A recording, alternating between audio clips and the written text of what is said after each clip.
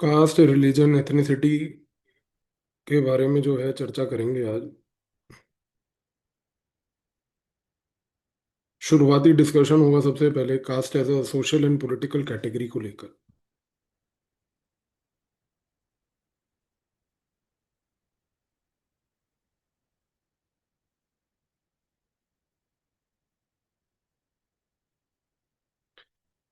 जब हम बात करते हैं डेमोक्रेटिक पॉलिटिक्स की, तो डेमोक्रेटिक पॉलिटिक्स ने क्या किया है, जो कास्ट है उसको काफी ट्रांसफॉर्म किया है। एक प्रिडोमिनेंटली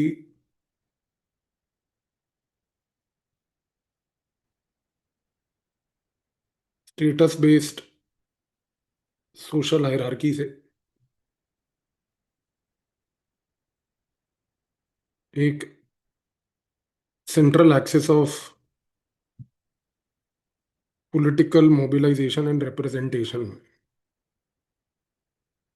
कहने का मतलब ये है कि जो कास्ट का फैक्टर है पूरा, वो सोसाइटी में एक नज़र में तो सोशल हायरार्की का एक फैक्टर, लेकिन दूसरी नज़र में वो डेमोक्रेटिक पॉलिटिक्स इंडिया में 1947 में इंट्रोड्यूस होने के बाद से वो एक पॉलिटिकल मोबिलाइजेशन और रिप्रेजेंटेशन का एक टूल बन चुका है।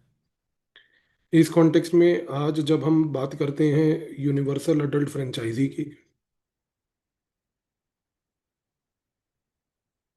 आज जब हम बात करते हैं कॉम्पिटिटिव इलेक्शंस की,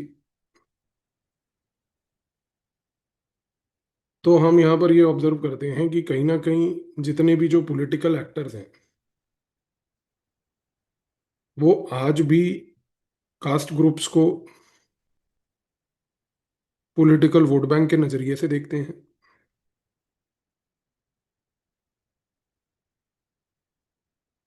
आज भी वो, खास करके जितने भी कास्ट आइडेंटिटीज हैं,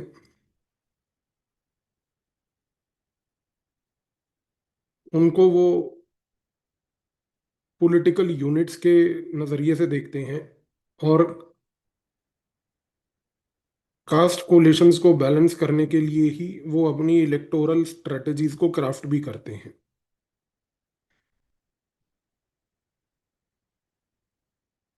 इस पर्टिकुलर तरीके से क्या होता है कि जब इलेक्शंस होते हैं और जब किसी पार्टी को पावर मिलती है, तो वो फिर डिस्ट्रीब्यूटिव प्रोमिसेस, यानी कि जो भी कास्ट को लेकर कॉम्बिनेशंस उन्होंने अपनाए थे, जिसकी वजह से उनको पावर मिली, और फिर जो भी प्रोमिसेस उन्होंने कास्ट ग्रुप्स को किए थे, वो फिर स्पेसिफिकली उन कास्ट ब्लॉक्स को वो प्रोमिसेस को डिस्ट्रीब्यूट करते हैं। तो इस कॉन्टेक्स्ट में इवेंचुअली आउटकम ये निकलता है कि कास्ट एक मार्कर बन जाता है सोशल स्ट्रेटिफिकेशन का भी, और कास्ट एक मार्कर बन जाता है इस प्रकार का कि एक व्हीकल ऑफ पॉलिटिकल मोबिलाइजेशन भी बन जाता है। तो कास्ट का रोल इस नजरिए से पहली बात तो पॉलिटिकल लेवल पर हमने देखने की कोशिश करी। दूसरा, हम कहते हैं कि जो पॉलिटिसाइजेशन हुआ बैकवर्ड क्लासेस का, खास करके पोस्ट मंडल लेवल पर, यहाँ पर क्या हुआ कि जितनी भी कॉन्स्टिट्यूशनल कमिटमेंट्स थी,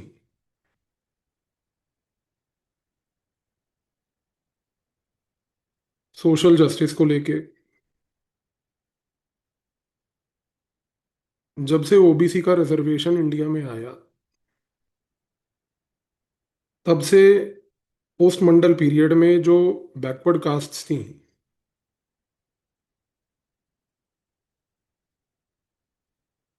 उनमें एक ज्यूरिडिकल और ऑर्गेनाइजेशनल आइडेंटिटी डेवलप हुई। इस वर्ड का क्या मतलब है जी? इस वर्ड का मतलब ये है कि जितनी भी पार्टीज थी, उन्होंने पहले तो जुडिशियल लेवल पर जो ओबीसी रिजर्वेशन लीगली प्रोवाइड किया गया, उसके तहत क्या किया कि पूरे के पूरे ऑर्गेनाइजेशंस जो पार्टी के स्ट्रक्चर्स होते थे, उन स्ट्रक्चर्स में खास करके इस वर्ग को, ओबीसी वर्ग को एक रिप्रेजेंटेशन देने की कोशिश करी। और इस रिप्रेजेंटेशन से इमीडिएट बेनिफिट क्या मिला कि जो पार्टीज में अभी तक अपर कास्ट डोमिनेंस होता था, वो अपर कास्ट डोमिनेंस एकदम से कोलैप्स कर गया। खास करके स्टेट्स लाइक यूपी में, बिहार में, तमिलनाडु में। और यहाँ पर कास्ट पॉलिटिक्स ऐसी इमर्ज हुई कि अब जो यहाँ पर पार्टीज आई, उन पार्टीज ने, सॉरी, पहली बात तो रीजनल एस्पिरेशंस को फोरफ्रंट पे लाने की कोशिश करी। और दूसरा क्या हुआ कि जो रीजनल कास्ट्स थे और जो ओबीसी कोलिशंस थे, वो आज की डेट में रीजन स्पेसिफिक होने के बजाय, यानी कि जिस भी स्पेसिफिक रीजन में वो रहते थे, अब उनका रोल एक नेशनल लेवल पर भी देखने को मिला।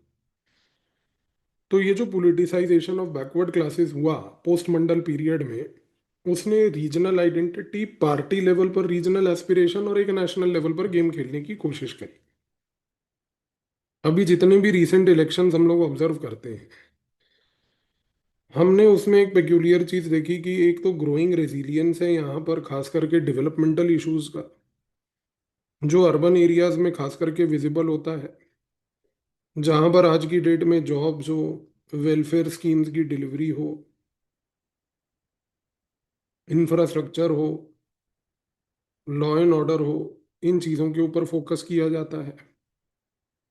इसकी वजह से क्या हुआ है कि कई स्कॉलर्स का मानना ये है, जो हम अभी देखेंगे, कि development has tried to overshadow caste factor, but we can't say this as a phenomena for the entire Indian polity, because as I said, this is peculiar phenomena for the urban areas only. दूसरा क्या है कि empirical level पर अगर हम देखें, तो association of democratic reforms ADR जो है, उसकी स्टडीज अभी भी ये बताती हैं कि कहीं ना कहीं networks of caste, leadership level का जो रिक्रूटमेंट होता है, डिस्ट्रीब्यूशन ऑफ जो डेवलपमेंटल बेनिफिट्स हैं,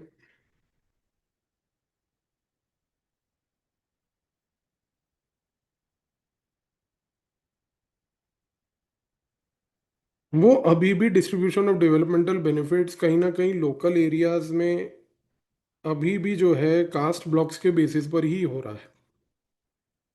तो यहाँ पर एक डुअलिटी इमर्ज होती हुई दिख रही है कि हर एक पॉलिटिकल पार्टी को अब ये मैनेज करना है कि किस तरीके से वो इंश्योर करेगी कि अर्बन वोट बैंक और रूरल वोट बैंक्स को टैकल किया जाए।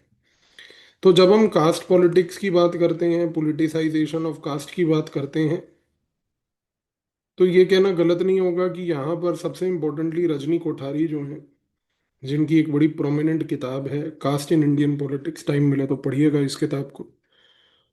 कास्ट इन इंडियन पॉलिटिक्स में उन्होंने ये बात बोली थी कि पहली बात तो, जब इलेक्शन स्टार्ट होता है तो पॉलिटिक्स में कास्ट फैक्टर आता है, और ये कास्ट फैक्टर यूज होके मोबिलाइजेशन की स्ट्रेटेजी बनती है। और ये स्ट्रेटेजी के तहत इवेंचुअली ये होता है कि पॉलिटिकल लेवल पर जो आउटकम्स हम देखते हैं, उसमें कहीं ना कहीं कास्ट का एक इम्प्रिंट देखने को मिलता है। दूसरा, एक सोशियोलॉजिस्ट हैं बड़े फेमस, जिनका नाम है एम एन श्रीनिवास, बहुत सारी किताबें इन्होंने लिखी हैं। ये कहते हैं कि अभी भी अनफॉर्चुनेटली प्रॉब्लम क्या है कि जो डोमिनेंट कास्ट ग्रुप्स हैं, क्या है कि वो न्यूमेरिकली स्ट्रांग है। और क्योंकि वो आज की डेट में न्यूमेरिकली स्ट्रांग है, तो इसकी वजह से क्या होता है कि जो इकोनॉमिकली पावरफुल कास्ट हैं और जो न्यूमेरिकली स्ट्रांग डोमिनेंट कास्ट हैं, इनका दबदबा अभी भी विलेज और रीजनल लेवल पर देखा जाता है। और क्योंकि इनका दबदबा अभी भी वहां पर देखा जाता है, तो ये आज की डेट में इमर्ज कर रहे हैं what is called as natural leaders in democratic politics. तो श्रीनिवास का मानना ये है कि जो हमने कास्ट पॉलिटिक्स करी और पॉलिटिसाइजेशन ऑफ कास्ट करा, उसमें कहीं ना कहीं डोमिनेंट कास्ट का होल्ड अभी तक स्ट्रांग है, वो कमजोर नहीं हुआ। एक और सोशियोलॉजिस्ट है अंद्रे बेत्ते, वो कहते हैं सबसे इम्पोर्टेंटली कि कास्ट एक कोई बैड फैक्टर नहीं है। इनफैक्ट वो कहते हैं कि कास्ट से आज की डेट में जो पॉलिटिकल मोबिलाइजेशन हो रहा है, वो पॉलिटिकल मोबिलाइजेशन इसलिए इम्पोर्टेंट है क्योंकि कहीं ना कहीं ये एक वॉइस दे रहा है प्रीवियसली साइलेंट ग्रुप्स को। और क्योंकि ये एक वॉइस दे रहा है प्रीवियसली साइलेंट ग्रुप्स को, तो कहीं ना कहीं ये एक पॉजिटिव फैक्टर है। फिर क्रिस्टोफर जैफरलट है। क्रिस्टोफर जैफरलट जो है वो कहते हैं कि भाई देखो ऐसा है कि पोस्टमंडल पॉलिटिक्स जो हुई, वो एक साइलेंट रेवोल्यूशन है, जिसमें हो क्या रहा है कि जितने भी लोअर या इंटरमीडिएट कास्ट थे, उन्होंने अपने आप को अब बैलेट लेवल पर आके असर्ट करना चालू कर दिया। और योगेंद्र यादव इसी चीज को कहते हैं कि ये इंडिया में एक सेकंड डेमोक्रेटिक अपसर्ज है। और ये जो सेकंड डेमोक्रेटिक अपसर्ज है which is the OBC entry, इसमें क्या हुआ है कि अब पॉलिटिकल कास्ट्स जो हैं वो केवल अब क्लाइंट्स नहीं रह गए। क्लाइंट्स यानी कि जैसे पहले टोकनिज्म के बेसिस पे आप काम करते थे उनको कह के कि हम आपको ठीक है आप हमें वोट दे दीजिए, हम आपके यहाँ पर जो है मतलब सड़क बनवा देंगे फलाना कर देंगे। अब क्या है कि वो कहते हैं कि ये सिर्फ अब आज की डेट में क्लाइंट्स नहीं रह गए, ये जो पॉलिटिकल लेवल पर ओबीसी की एंट्री हुई है अब ये क्रूशियल पॉलिटिकल एक्टर्स बन गए हैं। यानी कि now they are deciders. Now they are deciders. और यहां पर इसी चीज को अगर हम देखें तो कंचन चंद्रा ने भी एक ऑब्जर्वेशन इस चीज को लेकर ये दिया कि किस तरीके से आज कास्ट पार्टीज जो हैं वो एक रैशनल तरीके से मल्टी एथनिक सोसाइटीज बना रही हैं। और इन मल्टी एथनिक सोसाइटीज में इवेंचुअली वोटर्स जो हैं वो बेनिफिट्स को सिक्योर कर पा रहे हैं। तो एक चीज तो डेफिनेटली क्लियर है, देखिए कि आज की डेट में जब हम ये कहते हैं डिबेट के थ्रू कि क्या कास्ट फैक्टर आज की डेट में रिड्यूस हो गया बिकॉज ऑफ डेवलपमेंट जो हमने देखा, तो यहाँ पर कहीं ना कहीं मिलन वैष्णव जो है उनकी एक स्टडी बहुत इंपॉर्टेंट है। मिलन वैष्णव कहते हैं कि देखो डेवलपमेंट और आइडेंटिटी जो हैं आप इनको कंफ्यूज मत कीजिए, because they are not alternatives, they work very independently. तो वो जो चीज़ मैंने आपको अभी बताई कि किस तरीके से आज की डेट में खास करके जब हम बात करते हैं अर्बन एरियाज की तो वहां पर फोकस अलग है, और जब हम बात करते हैं रूरल एरियाज की तो वहां पर कास्ट फैक्टर अभी भी है। तो इस नजरिए से मिलन वैष्णव कहते हैं कि हमें देखने की आवश्यकता है। अब हम आते हैं रिलीजन पे। तो हम रिलीजन के केस में बोलते हैं कि भाई इंडियन पॉलिटिक्स में रिलीजन जो है वो एक सोर्स ऑफ कम्युनिटी आइडेंटिटी है,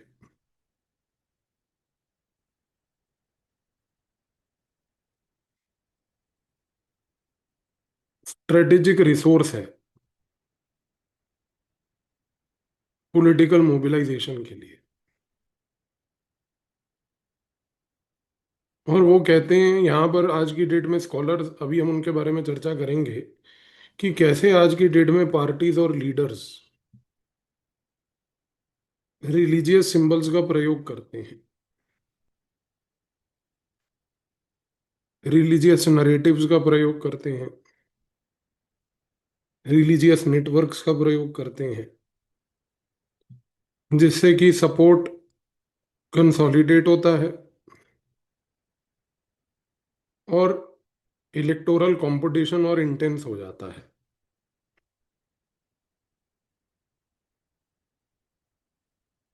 और इसकी वजह से जो इवेंचुअली ये जो मोबिलाइजेशन होता है ये कई बार प्रॉब्लमेटिक इसलिए हो जाता है क्योंकि ये कम्युनल पोलराइजेशन की ओर भी बढ़ता है। और अगर ये कम्युनल पोलराइजेशन की ओर बढ़ेगा तो कहीं ना कहीं जो सिविक सॉलिडारिटी है, कहीं ना कहीं जो हमारी पॉलिसी चॉइसेस हैं वो फिर कंस्ट्रेन और लिमिट हो जाती हैं।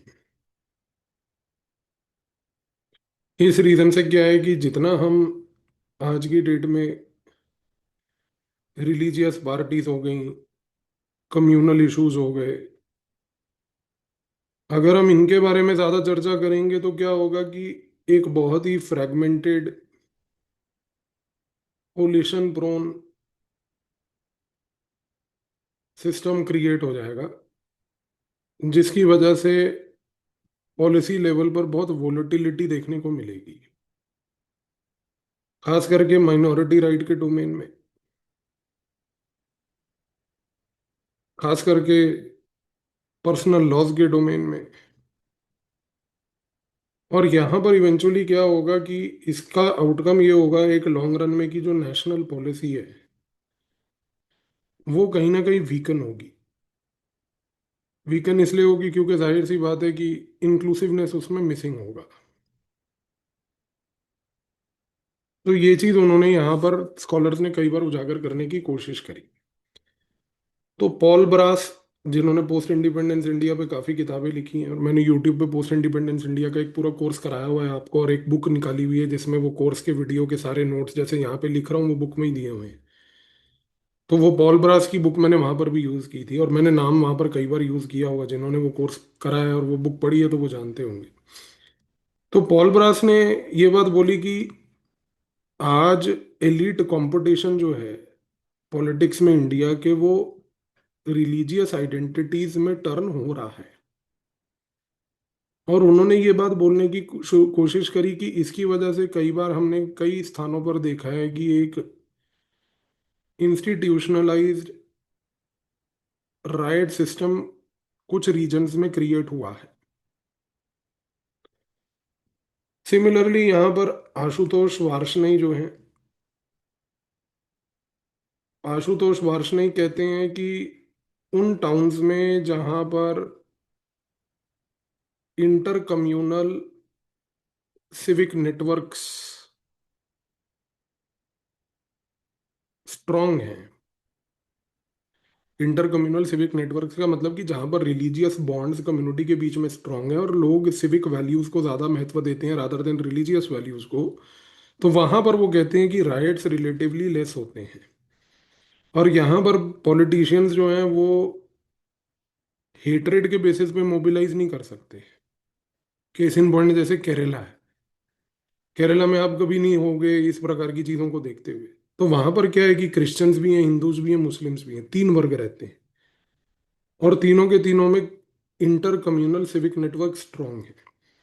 तो वो वहां पर इस प्रकार की चीज आप मॉडर्न टाइम्स में होते हुए कम देखोगे। Zoya Hasan on the other hand का मानना ये है कि आज की डेट में इवन जो सो कॉल्ड सेकुलर पार्टीज हैं वो भी कहीं ना कहीं कम्युनिटी बेस्ड मोबिलाइजेशन करने पे मजबूर हो गई हैं, क्योंकि कहीं ना कहीं उनके वोट बैंक्स में भी सेंध लगी है। They are becoming insecure, they are becoming identity concerned. तो उनको भी कहीं ना कहीं चैलेंजेस आ रहे हैं। इस रीजन से क्या प्रॉब्लम हो रही है कि इवन सेकुलर पार्टीज जो हैं they are not immune to resorting to use of religion today. लेकिन नेशन बिल्डिंग लेवल पर अगर हम बिपिन चंद्रा की बात करें तो बिपिन चंद्रा ने एक पॉइंट बहुत क्रूशल बोला था कि मॉडर्न इंडिया के कॉन्टेक्स्ट में कम्युनलिज्म जो है वो हमेशा से एक फॉल्स कॉन्शियसनेस प्रूफ बना के उजागर करेगा,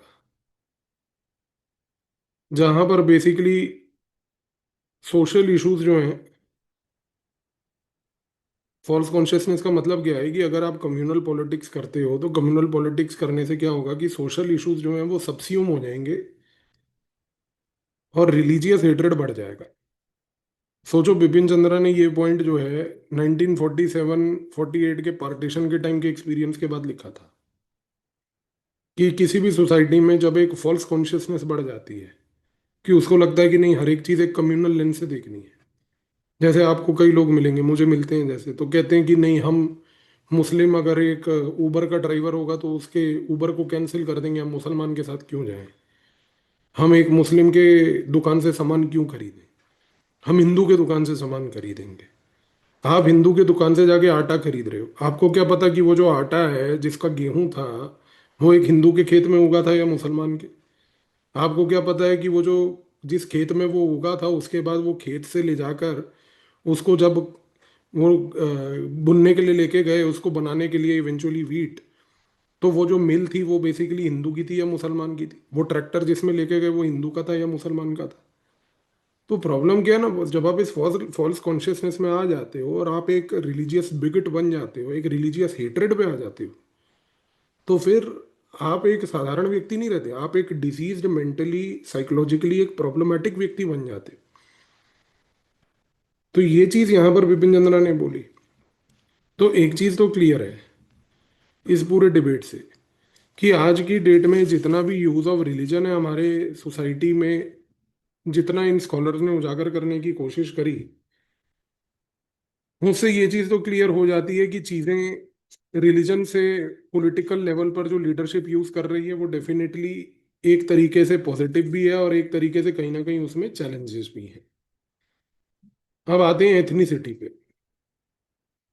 एथनिसिटी इंडिया के केस में हम कहते हैं होता है कि कैसे पॉलिटिकली सेलिएंट आइडेंटिटीज जो हैं, जो रूटेड हैं शेयर्ड लैंग्वेज में, कल्चर में, ट्राइबल अफिलिएशन में और रीजनल बिलोंगिंग में, वो कैसे आज की डेट में डिमांड करती हैं रिकग्निशन, वो आज की डेट में कैसे डिमांड करती हैं ऑटोनॉमी, वो आज की डेट में कैसे डिमांड करती हैं रिसोर्सेज और सिक्योरिटी। पहली बात। दूसरी बात, नॉर्थ ईस्ट के कॉन्टेक्स्ट में हमने एक चीज ऑब्जर्व करी कि जहां पर ब्रिटिश कॉलोनियल पॉलिसीज कुछ ऐसी थी कि एडमिनिस्ट्रेटिव लेवल पर सोसाइटी में सेग्रीगेशन किया गया, लोगों को अलग अलग ग्रुप्स में बांटकर उनको अलग अलग स्थानों पर रखा गया, फिर पोस्ट कॉलोनियल लेवल पर यानी कि पोस्ट इंडिपेंडेंस पीरियड के बाद उनका एक डेवलपमेंटल निग्लेक्ट हुआ। तो इसके कारण से क्या हुआ कि यहाँ पर जितनी भी ये एथनिक डाइवर्सिटी थी, कहीं ना कहीं ये इंसर्जेंसी में बदली, टेंशन्स में। अच्छा, सबसे बड़ी ब्यूटी क्या है कि जब ये एथनिक पॉलिटिक्स ने इवेंचुअली डेमोक्रेसी के साथ इंटरैक्शन शुरू किया, तो इस इंटरैक्शन के तहत जो कॉन्स्टिट्यूशन में फिफ्थ और सिक्स शेड्यूल्स थे, इन शेड्यूल्स के तहत इवेंचुअली इन ग्रुप्स को फिर फाइनली अकोमोडेट किया गया। और जब इनको अकोमोडेट किया गया तो इनको ऑटोनॉमी भी दी गई, स्पेस भी दी गई, स्पेशल कॉन्स्टिट्यूशनल प्रोविजंस के तहत इनको बेनिफिट्स भी प्रोवाइड किए गए। और इसकी वजह से जितने भी ये चैलेंजेस थे स्टेट अथॉरिटी को लेकर, वो चैलेंजेस इवेंचुअली मिटिगेट हुए। तो एक चीज तो क्लियर है कि ये मिटिगेट जब हुए तो इसका एक कॉन्सिक्वेंस ये भी निकला कि कुछ रीजनल पार्टीज भी क्रिएट हुई। एक कॉन्सिक्वेंस ये भी निकला कि कुछ ऑटोनॉमी मूवमेंट्स भी बनी। और इन सब की वजह से इवेंचुअली क्या है कि at the end of the day when all these problems were solved, तो कहीं ना कहीं जो नेशनल कोहेशन है और कहीं ना कहीं जो डेमोक्रेटिक स्टेबिलिटी है जो अफेक्ट हुई थी, वो वापस से स्टेबलाइज हो गई, वापस से स्टेबलाइज हो गई।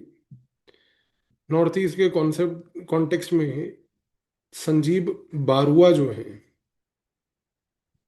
वो कहते हैं कि नॉर्थ ईस्ट हमारा एक ड्यूरेबल डिसऑर्डर था। देखिए शब्द का जो उन्होंने प्रयोग किया ड्यूरेबल डिसऑर्डर, इसका मतलब है कि एक जगह पर यहाँ पर स्टेट का प्रेजेंस भी था, एक जगह पर यहाँ पर एथनिक मिलिटेंसी भी थी, और एक जगह पर यहाँ पर स्पेशल लॉज भी थे जो को एग्जिस्ट कर रहे थे without final resolution. Without final resolution का मतलब ये है कि भाई उन लॉज को हमने फिफ्थ और सिक्स शेड्यूल को इस तरीके से एग्जीक्यूट किया कि देखो ये आपके सामने एक टेम्पलेट है, आप जब तक इंसर्जेंसी को रोकोगे नहीं तब तक हम आपको इसका बेनिफिट नहीं देंगे। और फिर जिस जिस ग्रुप ने जिस जिस तरीके से इवेंचुअली इंसर्जेंसी को रोका, उस तरीके से उनको हमने बिना एक फाइनल आउटकम अनाउंस करे हुए हर ग्रुप को अलग अलग तरीके से पॉलिटिकली अकोमोडेट करने की, सोशली अकोमोडेट करने की एक रणनीति बनाई। तो यहाँ पर इस केस में हमने क्या देखा, हमने ये देखा कि एक जगह पर जो आसाम मूवमेंट थी, एक जगह पर यहाँ पर बोडो का एजिटेशन था, एक जगह का यहाँ पर हमारे नागा मिजो इश्यूज थे। इन सारों को हमने अलग अलग तरीके से टैकल करा, और इन सारे इश्यूज के तहत इन लोगों को सबको ये समझ आ गया कि Indian state is extractive. Indian state is extractive का मतलब समझ रहे हो आप? इंडियन स्टेट इज एक्सट्रैक्टिव का मतलब ये है कि आप इंडियन स्टेट से वैल्यूज को एक्सट्रैक्ट कर सकते हो, कुछ नॉर्मेटिव वैल्यूज को एक्सट्रैक्ट कर सकते हो अपने फेवर में। तो ये चीज इन लोगों ने समझने की यहाँ पर कोशिश करी। तो एक चीज तो क्लियर है सर यहाँ पर कि स्टेट के जो रैशनल रिस्पॉन्सेज आए उससे बार्गेनिंग हुई, बार्गेनिंग से इवेंचुअली यहाँ पर जितने भी रीजनलिज्म की मूवमेंट्स थी हमारी, वो कहीं ना कहीं एक शेयर्ड रूल की तरफ फाइनली बढ़ी। और जब वो फाइनली एक शेयर्ड रूल की तरफ बढ़ी तो चीजें यहाँ पर नॉर्मलाइज हुई। ठीक है जी। अब हम बात करते हैं पार्टी सिस्टम को लेके। देखो इंडिया में अगर हम बात करें पार्टी सिस्टम की, तो इनिशियली हमारे यहाँ पर कांग्रेस डोमिनेंस था, फिर आया हमारे यहाँ पर एक phase multi party coalition politics का,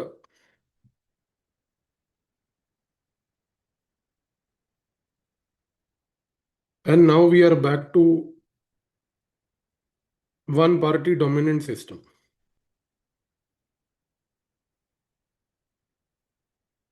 ये जो कांग्रेस डोमिनेंट पीरियड था इसको मोरिस जोन्स ने उस समय कहा था कि Congress dominance is one party dominance.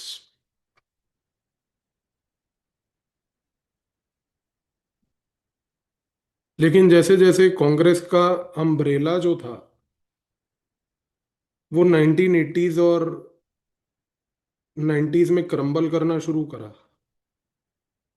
और उसकी वजह से रीजनल पावर्स में रीजनल लेवल पर रीजनल पार्टीज इमर्ज हुई।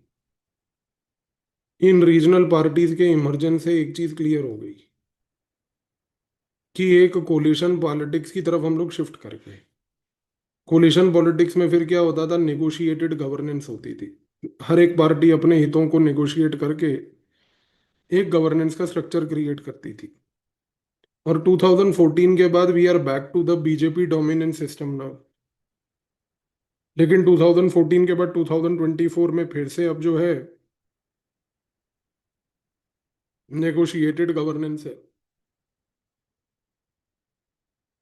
क्योंकि यहाँ पर फिर से जो है बीजेपी को एक चैलेंज मिला है 2024 में। तो एक चीज तो क्लियर है कि चाहे जो मर्जी सिस्टम हो, यहाँ पर इंडिया के कॉन्टेक्स्ट में सबसे पहला पॉइंट ये है कि पार्टीज में पहली बात तो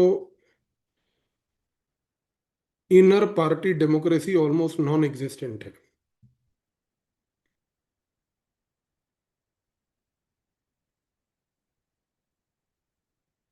दूसरा, वेल्दी और बिजनेस ओरिएंटेड पार्टीज जो बेसिकली ग्रुप्स हैं वो पार्टीज को भी डोमिनेट करते हैं। तीसरा, क्रिमिनली टेंटेड लेजिस्लेचर्स जो हैं वो अभी भी पावरफुल हैं। तो कहीं ना कहीं आज की डेट में अगर ये बात हम बोलें तो एक चीज तो क्लियर है कि बॉस, पॉलिटिकल पार्टीज उस तरीके से मेच्योर नहीं कर पाई हैं जिस तरीके से उनको आइडियली करना चाहिए था। तो ये यहाँ पर एक चैलेंज है, पहली बात तो। अच्छा, अब दूसरी बात क्या है कि मॉरिस जोन्स जो है, उन्होंने ये बात बोली कि जो कांग्रेस रूल था, जो लंबे समय तक चला, वो था एक वन पार्टी डोमिनेंस। पर वो कहते हैं कि यहाँ पर Congress existed without being authoritarian.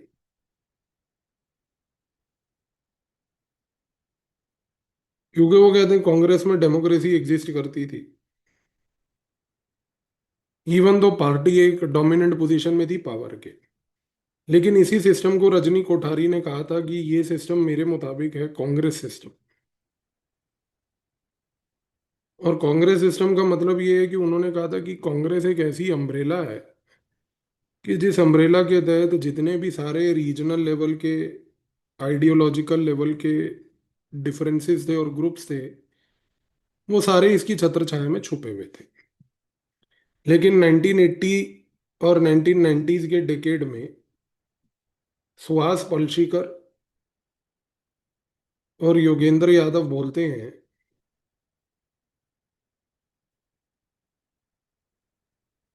कि एक थर्ड इलेक्टोरल सिस्टम क्रिएट हुआ। और वो कहते हैं ये थर्ड इलेक्टोरल सिस्टम था जिसमें बीजेपी इमर्ज करी और साथ में रीजनल पार्टीज इमर्ज करी।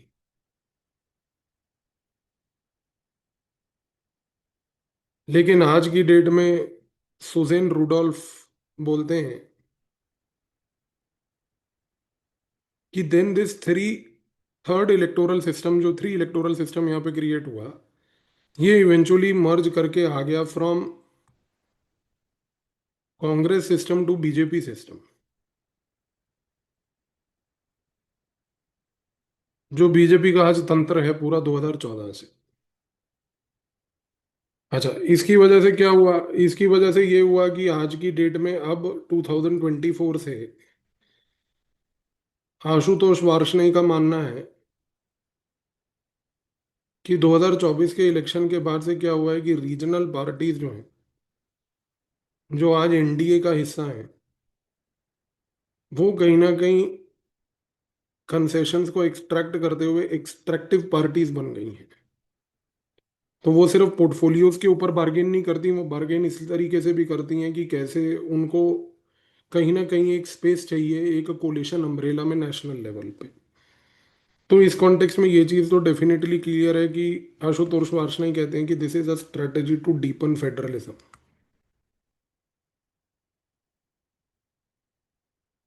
और यहाँ पर योगेंद्र यादव भी यही चीज़ को बोलते हैं। वो कहते हैं कि now the focus is not on identity any more, क्योंकि वो कहते हैं कि वोटर्स जो हैं अब वो आइडेंटिटी पे कम और व्हाट गवर्नमेंट्स डिलीवर पे ज़्यादा फोकस करते हैं। तो वो कहते हैं कि क्योंकि अब सारा फोकस व्हाट गवर्नमेंट्स डिलीवर पे आ गया है, तो एक चीज़ तो क्लियर है कि चीज़ें इंप्रूव हुई हैं। लेकिन जैसा हमने बात करी कि पॉलिटिकल पार्टीज के अंदर इंट्रा पार्टी डेमोक्रेसी जो है,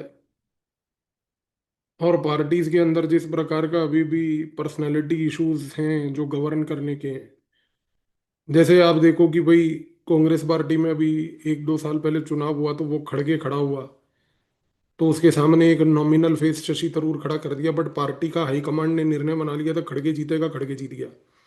अभी नितिन नबीन करके एक व्यक्ति है जो बीजेपी का प्रेसिडेंट बना है, अनअपोज्ड जीत गया। मतलब बीजेपी में आप सोचो कि उसमें भी कांग्रेस की तरह कोई डिफरेंस नहीं है, कि भाई वहां पर भी कोई चैलेंजर नहीं था।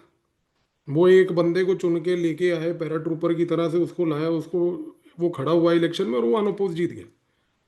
अब वो अलग बात है कि पूरा नरेटिव बन गया कि नहीं 45 साल का व्यक्ति है वो बन गया बीजेपी का प्रेसिडेंट।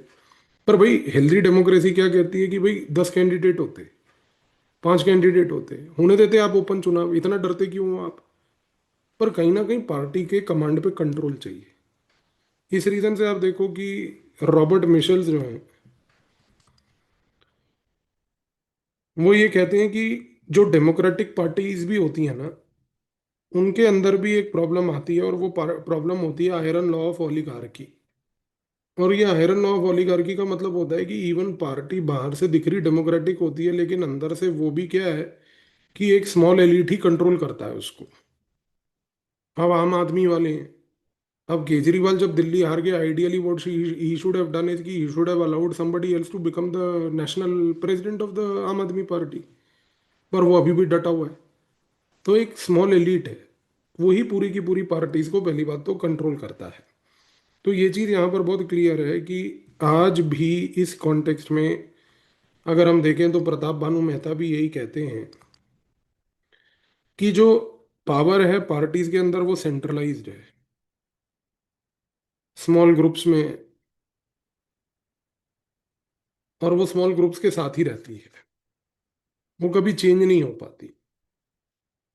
तो ये चीज हमें समझने की आवश्यकता है कि कैसे आज की डेट में भी इन पार्टीज के साथ ये समस्या पॉलिटिकल पार्टीज में हमें कहीं ना कहीं देखने को अभी भी मिल रही है।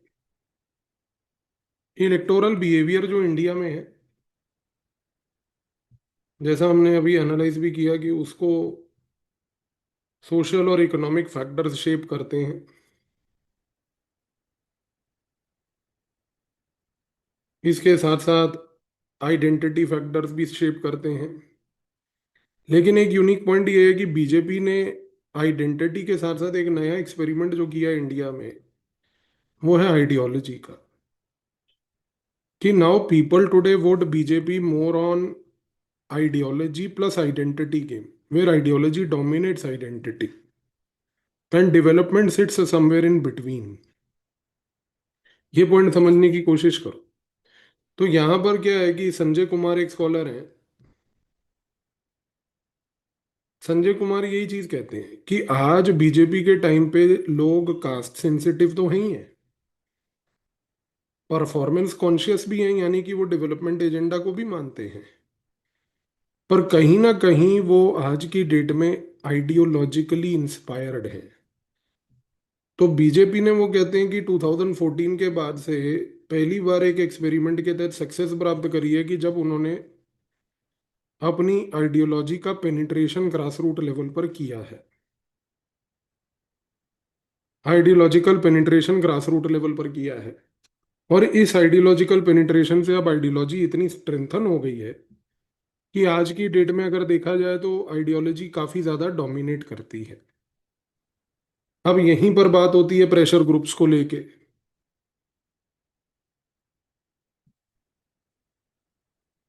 प्रेशर ग्रुप्स क्या होते हैं? ये ऑर्गेनाइज्ड इंटरेस्ट्स होते हैं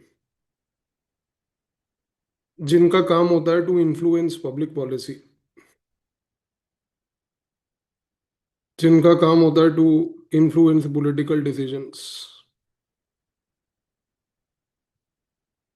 without directly aspiring to form government. ये चीज मैं आपको ऑलरेडी पढ़ा चुका हूँ with respect to comparative politics. और वहां पर हमने कई स्कॉलर्स के नजरिए से कंपैरेटिव पॉलिटिक्स में प्रेशर ग्रुप्स को भी समझने की कोशिश की है। लेकिन यहाँ पर अगर हम देखें तो इंडिया के केस में दो चीजें बस याद रखना। पहला कि रुडोल्फ एंड रुडोल्फ जो है और ग्रैनविल ऑस्टिन जो है,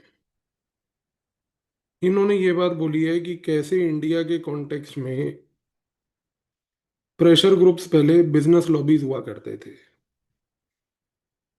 फिर ये बिजनेस लॉबीज के बाद ये बने कास्ट एसोसिएशंस, और कैसे कास्ट एसोसिएशंस के बाद आज की डेट में रिलीजियस ऑर्गेनाइजेशंस भी जो हैं वो भी कहीं ना कहीं स्टेट पॉलिसी को अफेक्ट करती हैं। पहली बात तो। दूसरा घनश्याम शाह है यहाँ पर। घनश्याम शाह ये कहते हैं कि आज की डेट में अगर देखा जाए तो जो सोशल मूवमेंट्स हैं वो चाहे फार्मर्स को लेके हों, इन्वायरमेंट को लेकर हों, वो आज चाहे एंटी कास्ट हों या प्रो कास्ट हों, वो कहते हैं इन सब ने आज की डेट में सोशल मीडिया को एक नया टूल बना लिया है, जिसके तहत ये सोशल मीडिया पे पहली बात अपने आप को प्रमोट करने की कोशिश करते हैं। तो इस कॉन्टेक्स्ट में अगर हम बात करें तो एक चीज क्लियर है, आज हम देखते हैं कि कैसे इन्वायरमेंटलिज्म ऑफ द पुअर एक नया सोशल मूवमेंट की तरफ से ड्राइव किया गया एक फिनोमिना देखने को मिल रहा है, जो नेचुरल रिसोर्सेज को प्रोटेक्ट करने की बात करता है। जैसे अभी अरावली के प्रोटेस्ट चल रहे थे, पोल्यूशन को लेके प्रोटेस्ट चल रहे थे, तो ये जो लैंड, फॉरेस्ट, वाटर, हेल्थ, इन इश्यूज को लेकर जो प्रोटेस्ट होते हैं, it is called environmentalism of the poor, क्योंकि इसकी वजह से क्या होता है, एक इमीडिएट लॉस ऑफ लाइवलीहुड सबको देखने को मिलता है। और सबसे बड़ी बात है कि ये इकोनॉमिक सिक्योरिटी को हार्म करता है। और आज की डेट में जब एक कॉन्सेंट्रेशन ऑफ वेल्थ पूरा कैपिटलिस्ट क्लास के हाथ में जाता जा रहा है, तो कहीं ना कहीं क्या हो रहा है कि जस्टिस, राइट्स, ये अब सोशल मीडिया बेस्ड हो गए हैं, जो घनश्याम शाह ने बोला था अभी। इसी रीजन से आप देखो कि अभी जब दिल्ली में पोल्यूशन का इशू चल रहा था, तब बहुत सारे इंस्टाग्राम पे लोग जो हैं रीले बना बना कर पोल्यूशन का बता रहे थे। और फिर दिल्ली की जो मुख्यमंत्री हैं, उनका इतना प्रभावशाली इंटेलेक्चुअल आउटलुक है सोसाइटी में, बेसिकली पोल्यूशन को लेके, तो उन मुख्यमंत्री का भी जो है पूरा एक थॉट प्रोसेस चल रहा था, आप जानते हैं किस तरीके से। तो यहाँ पर वंदना शिवा जो है वो एक बड़ी इंटरेस्टिंग चीज बोलती हैं। वो कहती हैं कि देखो प्रॉब्लम क्या है कि आज की डेट में अगर हम देखें तो इन्वायरमेंटलिज्म जो इंडिया में हुआ, खास करके जैसे चिपको मूवमेंट का वो उदाहरण देती है। वो कहती है चिपको मूवमेंट में क्या हुआ ना, कि यहाँ पर हमने सिर्फ इन्वायरमेंटलिज्म नहीं, एक इको फेमिनिज्म देखा। कि पहली बार वुमन जो है वो चाहती थी कि कम्युनिटी के रिसोर्सेज के ऊपर एक कंट्रोल प्राप्त कर पाए। और ये चीज वो कहती हैं कि आज की डेट में सोशल मीडिया में हम देखते हैं कि जब वो वुमन जो है वो भी आकर अगर बात करती है, तो ये एक नेक्स्ट जनरेशन का इन्वायरमेंटलिज्म देखने को मिल रहा है। ये चीज उन्होंने बहुत इंपॉर्टेंट उजागर करते हुए बोला कि देखो आज ये एक नया फिनोमिना है जो हमें देखने को यहाँ पर ऑब्जर्व करने की आवश्यकता है। पहली बात। दूसरी बात, सोशल मूवमेंट्स जितनी भी हैं वो ट्रांसफॉर्म होती जा रही हैं। और ये क्वेश्चन आ सकता है कि सोशल मीडिया के एज में सोशल मूवमेंट्स की लेजिटिमेसी को हम कैसे डिफाइन करेंगे। तो ये चीज जो सोशल मूवमेंट्स का हमने फॉर दैट मैटर वहां पर भी पढ़ा था अपने कंपैरेटिव पॉलिटिक्स के डिबेट में, तो उसको वहां पर भी थोड़ा सा आप एक बार रिकलेक्ट कर लीजिएगा। और जितना भी ये सोशल मूवमेंट की चर्चा हम कर रहे हैं उसको, जो करंट कंटेम्प्ररी एग्जांपल्स हैं आपके सामने, उनको ऑब्जर्व कर लीजिए। तो ये है इस ब्रॉड टॉपिक में, और इसकी वजह से अब जो है हमारा majority area of IGP complete हो जाता है। जैसा मैंने आपको पहले भी बताया था कि बेसिक्स आपको करने हैं। These are add-on scholars and studies and assessments that you have to add to the overall assessment which is there. Thank you.